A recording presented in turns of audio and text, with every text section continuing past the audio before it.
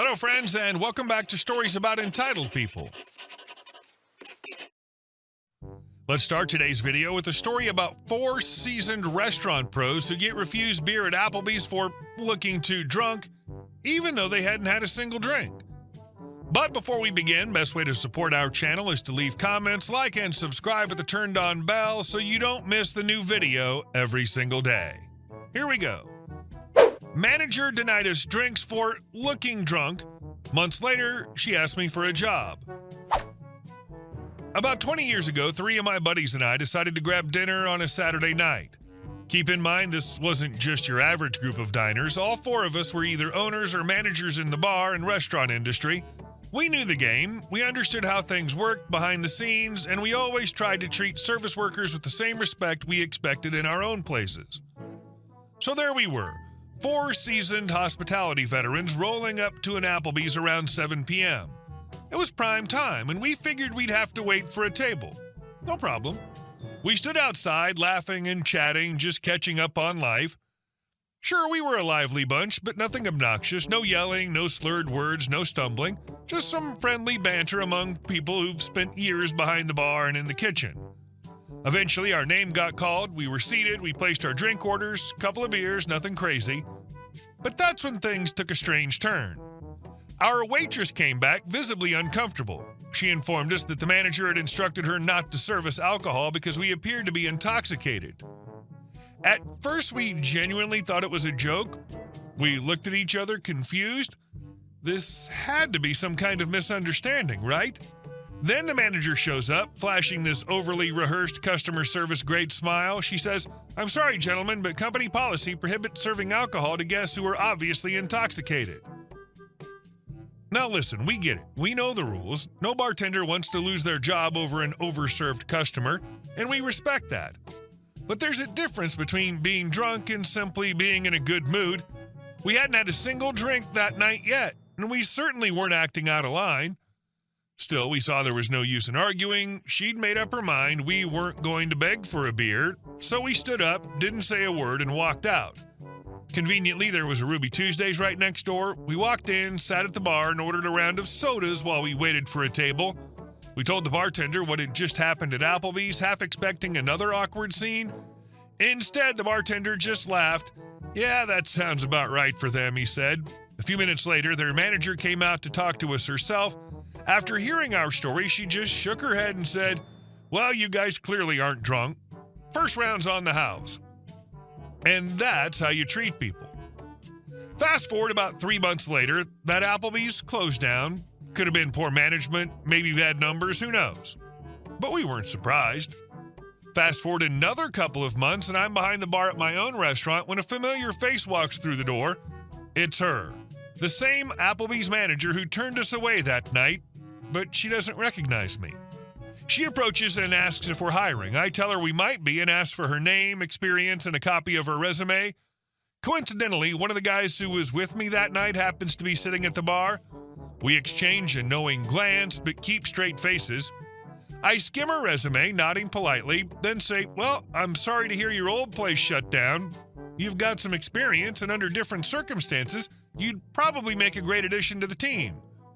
She perks up a little. "But unfortunately," I continue, "I've got a pass. You see, I have a policy here. We don't turn away customers without letting them explain themselves." Now she's confused. Eyes narrowing, trying to piece it together. I smile. "You don't remember, do you?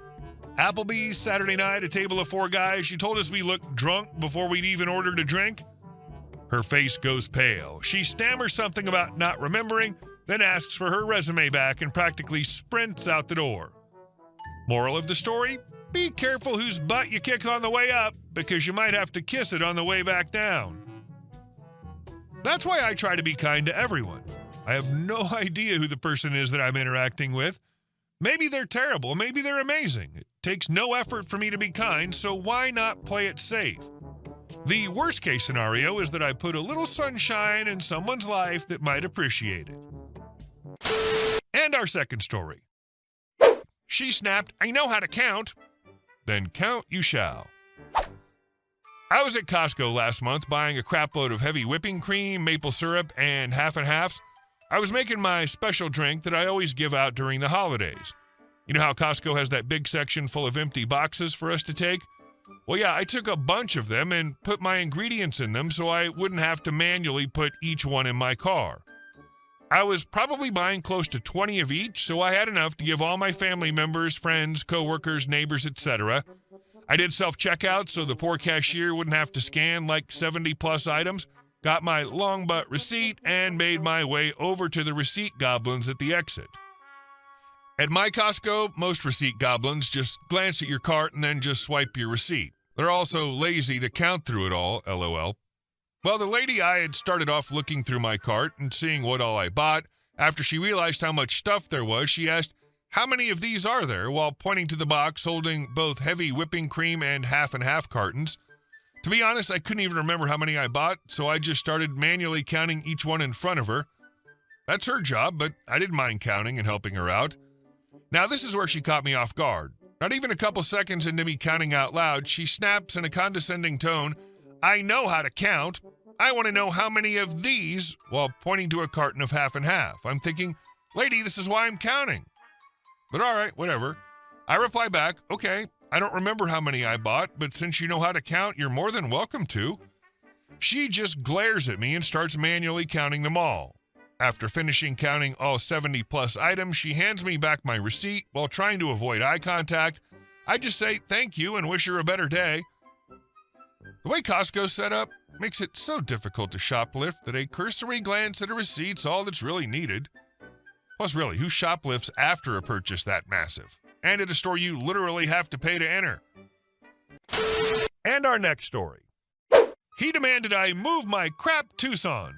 Joke's on him, it's my reserved spot. I had just started my new post as the night security officer at a high-rise office complex in downtown Phoenix. 8 stories of banks, suites, and law firms, all wrapped in sleek glass and air-conditioned calm. My job's simple: stand guard, keep the peace, and make sure everyone leaves with a friendly, "Have a good night." The gig came with a perk, sort of. Out front in the underground garage, there were 2 reserved spots, one for the building tenant who paid extra to park there, and the other for the on-duty officer. Since I was covering the evening shift, the closer spot was mine. I rolled in about 4:45 p.m., parked my perfectly average black Hyundai Tucson in one of the spots, and walked in with my gear. I was feeling pretty chill. The first wave of after-hours people were heading out, lots of friendly smiles, and "Thanks, officer." Then he walked in. Enter Billy, mid-60s, tanned like leather, gold watch glaring, polo shirt so stiff it could salute. The kind of guy who had a guy for everything since the 80s. He strides right up to me like he owns the damn building. "Billy, excuse me, someone's in my spot." Me, professional tone engaged. Yeah, I understand how frustrating that can be, sir. Just so you know, I'm with Paragon Security. We handle the main building. The garage itself is managed separately. Their office is actually across the street if you need... Billy, I'm not interested in the runaround. I'm calling a tow truck. Here we go. Still, I offer to walk out with him to see the vehicle he's referring to. We step outside. Me, "The white Escalade?" Billy, "What? No, that's my car. It's that piece of crap Tucson next to it." I blink. That's my car.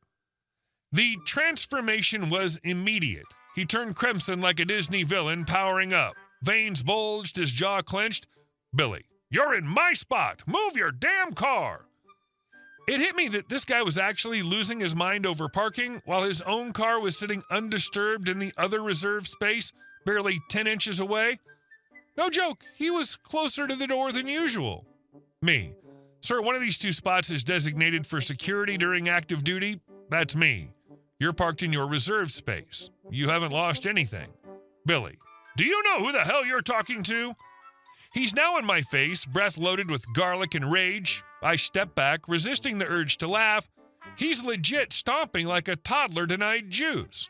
Me, "Sir, again, this isn't worth yelling over. You're parked. I cannot leave my post, and frankly, I won't." He proceeds to follow me back inside, yelling the entire way, slamming his hands on my desk, demanding I park on the damn street and leave his spot. The cherry on top? He calls me a slur and throws his business card at me like it's a badge of honor. I finally give him my first name and hand him the HR number, knowing full well they're impossible to reach after hours and don't handle anything related to the garage anyway. He snatches the info, mutters more profanity, and storms out.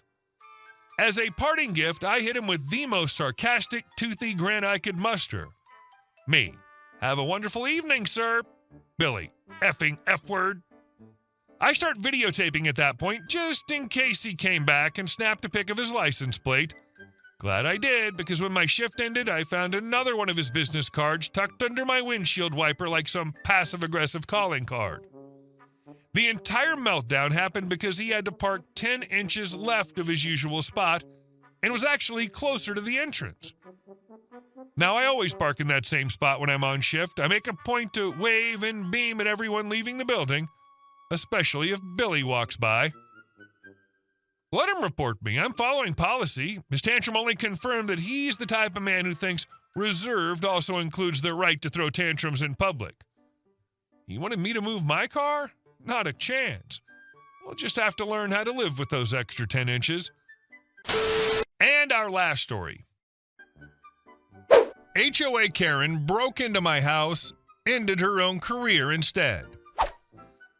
I live in a fairly quiet suburban neighborhood. Or at least it used to be quiet before Karen became HOA president. She's exactly the kind of person you think of when you hear HOA president. Bleached blonde helmet hair, oversized sunglasses, and the uncanny ability to weaponize a clipboard. I live here with my husband and our twin 15-year-old daughters. My dad, a police officer, lives across town. He's the calm, reasonable type. My husband's also a cop, but with a shorter fuse when it comes to people messing with our family. Karen had been concerned about my daughters for a while because apparently teenagers walking home alone from school is now a crime in her mind. She dropped little comments like, "I just hope they're safe, you never know these days," while staring at me like I'd left them in a war zone. The day it all went down. One Tuesday afternoon, I ran to the grocery store for maybe 20 minutes, leaving the girls at home. They were in the living room doing homework when they heard the front door unlocking. They froze. I always lock the door when I leave, and they knew my husband was at work. Then the door actually opened. One twin grabbed her phone and hit the panic button on our security system, which immediately calls police, blasts a siren loud enough to shatter glass, and flashes the exterior strobe light. The other twin hid behind the couch, clutching the dog. And who strolls in? Karen, wearing her HOA badge and holding a clipboard like she's the Queen of England doing an inspection. She claimed she was conducting a welfare check because she'd heard my kids were home alone, and somehow she had a key. We later learned the previous owner had given her one for emergencies years ago, and she just never gave it back. What she didn't know, every inch of our entryway has security cameras, audio too. You can clearly hear her mutter, "Let's see how she likes this," before stepping inside. Enter the cavalry. The panic alarm had already dispatched police. 2 patrol cars pulled up within minutes, one of them carrying my husband, the other, my dad. Karen immediately switched into fake sweet mode. "Oh, officers, I was just making sure the children were safe." My dad, completely stone-faced, just said, "Karen, you're trespassing." My husband followed with, "And you're under investigation for unlawful entry. Step outside." The aftermath. Turns out breaking into someone's house without permission is shockingly a crime. Karen was charged with unlawful entry, fined, and ordered to complete community service. And here's the chef's kiss. Our HOA bylaws forbid anyone with a criminal record from serving on the board. Within a week, Karen was removed as president. No more petty letters, no more concerned comments. Now she walks her dog around the neighborhood with this permanent scowl like someone just told her every Starbucks in the state ran out of oat milk. My daughters, they call her the HOA burglar. And yes, the camera footage may or may not have been posted in the neighborhood Facebook group. For educational purposes, of course. Moral of the story, don't mess with a family that has cops in it, cameras in every corner, and teenage girls who can hit the panic button faster than you can say HOA violation. Next HOA meeting agenda, item number 1, how to return keys you forgot to give back. Item number 2, why Karen's new nickname is Burglar Barbie. Hey guys, thank you all for watching the video. I'll see you in the next one.